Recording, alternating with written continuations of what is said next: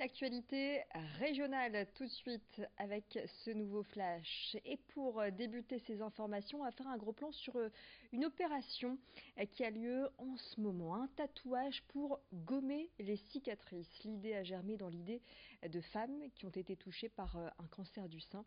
Elles ont subi une mastectomie, une opération qui a changé leur corps à jamais. Une épreuve, une entrave à leur féminité. Dans la métropole lilloise, à l'homme professionnel de la santé et tatoueurs se sont donc associés pour leur proposer des tatouages éphémères. Laurine Pichon est tatoueuse, elle est à l'écoute de ses patientes pour ensuite réaliser le dessin qui leur correspond. Elle les conseille et apporte son regard d'illustratrice, de dessinatrice.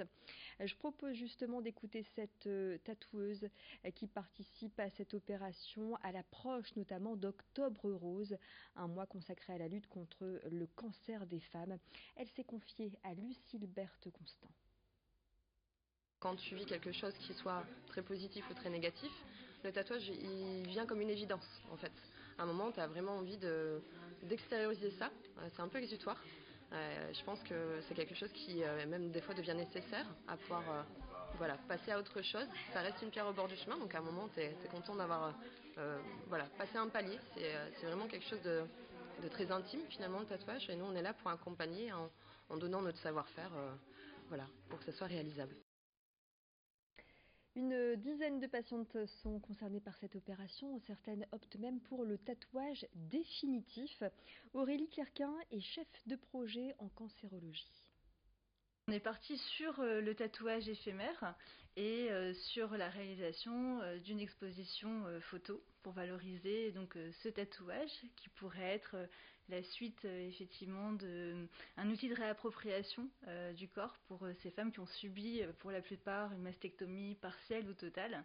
Et donc ce tatouage était une passerelle vers une reconstruction, vers une nouvelle image de soi, et voir à la place effectivement de ce sein de ce sein qui n'est plus là, de cette cicatrice par contre qui est là, qui peut toujours être disgracieuse quand on se regarde dans la glace, de voir ce dessin, ce tatouage à cette place-là. On se réapproprie son corps, sa féminité, une image de soi qui devient de nouveau réelle, permise, et avec ces femmes de reprendre confiance en soi. Santé toujours avec un mot pour vous signaler le lancement des Scolympiades. C'est jusqu'à dimanche et c'est organisé par la Fondation Yves Cotterell. Ce matin, à l'Institut Callot à Berck-sur-Mer, une petite trentaine de cyclistes ont pris la route direction l'Institut de France à Paris. Au total, les participants vont parcourir 250 km avec 3 étapes, dont Amiens et Chantilly. Le but est de sensibiliser le grand public et de l'informer sur une pathologie répandue en France. Il s'agit de la scoliose. Ils étaient donc une trentaine à prendre le départ de Berck-sur-Mer.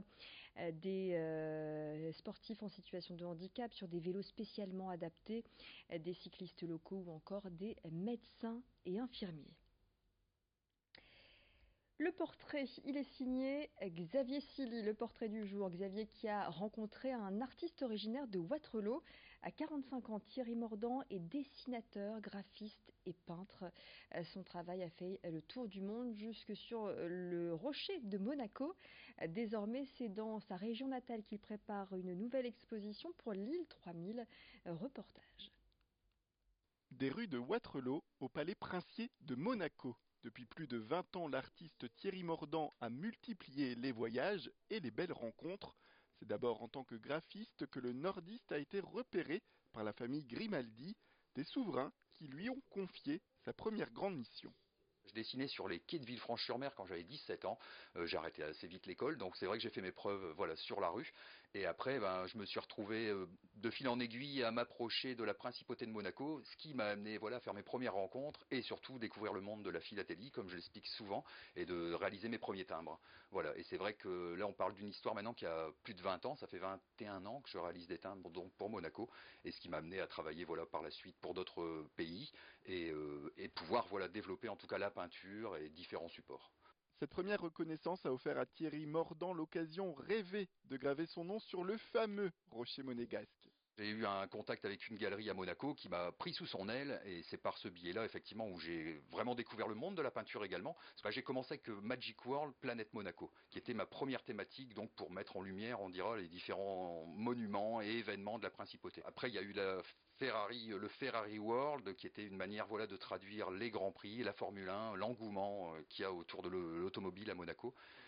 Et ainsi de suite. Après, il y a eu le cirque, des événements dont je n'avais pas connaissance en tant que Watrelosien. Ouais.